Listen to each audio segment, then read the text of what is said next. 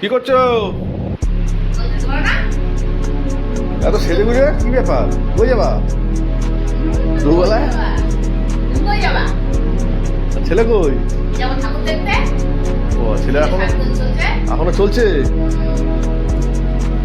জল খাচ্ছি বন্ধুরা, ইলিশ মাছ ফেলে দিয়ে ভাত খেয়েছি আর গাটা কেমন পাক দিচ্ছে, জোয়ান দিয়ে বসেছি। খেলা কেন? এই যে রেডি হয়েছি, এই যে আমার লুচি। বলো কেমন হচ্ছে সালোয়ারটা, জিনিসটা? এটা ওর বাবার পছন্দ।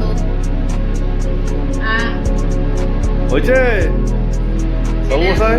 ছেলে সবার লাস্টে। হ্যাঁ, ও সবার লাস্টেই হবে।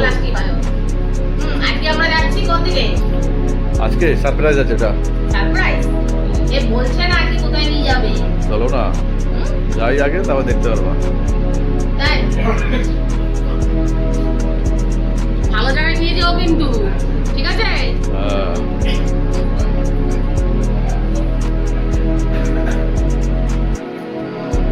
ভালো জায়গায় নিয়ে যাও, আর উল্টো পাল্টা নিয়ে যাও না, বেশি খাটিও না কিন্তু। আজকে আজকে কেটে খাটি দেখবো না, আগে তো ঘোরা গাড়ি করে ঘুরবো।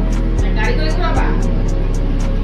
তা বন্ধুরা, এই যে তোমাদের দাদা ভাইকে দেখাই একটু।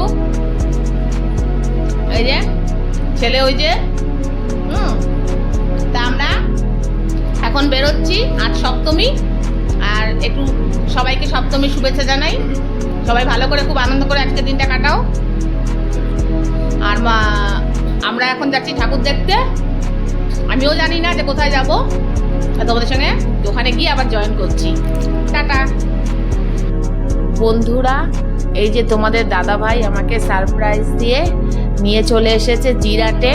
তা জিরাটে আমরা কিভাবে আসলাম? প্রথমে ত্রিবেণী, বাড়ি থেকে ত্রিবেণী অবধি মোটর সাইকেলে করে এসে তারপর ওখান থেকে ট্রেনে করে আমরা চলে আসলাম জিরাট। বেশি দূরত্ব নয়, খুবই অল্প সময়ে, অল্প কটা স্টেশন। আর জিরাটে এসে অনেকগুলো ঠাকুর দেখে নিলাম। এটা বানিয়েছিল লন্ডনের ব্রিজ।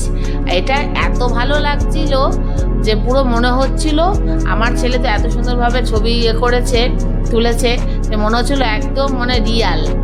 আর প্রত্যেক কটা প্যান্ডেলই এবারও কিন্তু খুবই ভালো হয়েছে। আর আমাদের এত কষ্ট করে আসা যেন সার্থক হলো।